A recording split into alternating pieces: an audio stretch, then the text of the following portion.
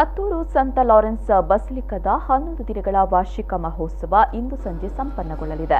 ಇಂದು ಬೆಳಗ್ಗೆ ಮಂಗಳೂರಿನ ಧರ್ಮಾಧ್ಯಕ್ಷರಾದ reverend doctor Peter Paul Saldanha ಬಲಿಪೂಜೆ ನೆರವೇರಿಸಿದರು. ಈ ಸಂದರ್ಭದಲ್ಲಿ ಸಾರ್ವಜನಿಕ ಸಂಪರ್ಕಾಧಿಕಾರಿ ರೆವರೆಂಡ್ ಫಾದರ್ ಚೇತನ್ ಮಾಧ್ಯಮದೊಂದಿಗೆ ಮಾತನಾಡಿ, ಈ ಸಲ ಭಕ್ತಾದಿಗಳು ಸಂತೆಗಾಗಿ ಬಂದಿಲ್ಲ, ಸಂತರಿಗಾಗಿ ಬಂದಿದ್ದಾರೆ. ಯಾವುದೇ ಅಡಚಣೆ ಇಲ್ಲದೆ ಭಕ್ತರು ಸಂತ ಲಾರೆನ್ಸ್ರಿಗೆ ಭಕ್ತಿ ನಮನಗಳನ್ನು ಸಲ್ಲಿಸಿದ್ದಾರೆ. ನಾವು ಉತ್ಸವವನ್ನು 5 ದಿನಗಳಿಂದ 11 ದಿನಗಳವರೆಗೆ ವಿಸ್ತರಿಸಿದ್ದೇವೆ. ಈ ಸಲ ಭಕ್ತಾದಿಗಳು ಸಮಯಕ್ಕೆ ಸರಿಯಾಗಿ ಬಂದು ಬಲಿಪೂಜೆಗಳಲ್ಲಿ ಪಾಲ್ಗೊಂಡಿದ್ದಾರೆ ಎಂದರು. ಸಂತ ಲಾರೆನ್ಸ್ ಪುಣ್ಯಕ್ಷೇತ್ರ ಬಸಿಲಿಕಾ ಅತ್ತೂರು ಕಾರ್ಕಳ ಇದರ ಮಹೋತ್ಸವವು ಜನವರಿ 28ರವರೆಗೆ ನಡೆದಿದೆ.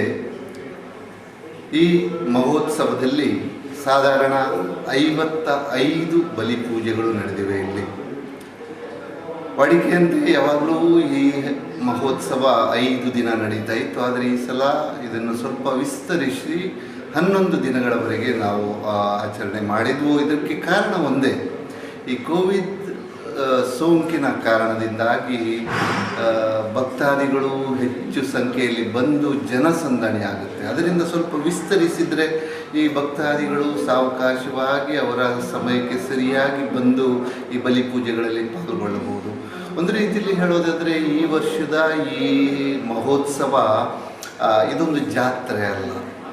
ನಾವು ಹೇಳುವಂತೆ ಈ ವರ್ಷ ಈ ಪುಣ್ಯಕ್ಷೇತ್ರಕ್ಕೆ ಭಕ್ತಾದಿಗಳ ಭೇಟಿ ಸಂತೆಗಾಗಿ ಅಲ್ಲ, ಸಂತರಿಗಾಗಿ. ಇದೊಂದು ಬಹಳ ಮುಖ್ಯವಾದ ವಿಚಾರ. ಅಂದರೆ ಈ ಮಹೋತ್ಸವ ಈ ವರ್ಷ ಒಂದು ಆಧ್ಯಾತ್ಮಿಕ ಮತ್ತು ಧಾರ್ಮಿಕ ಸ್ವರೂಪದ್ದು ಮಾತ್ರ ಆಗಿದೆ.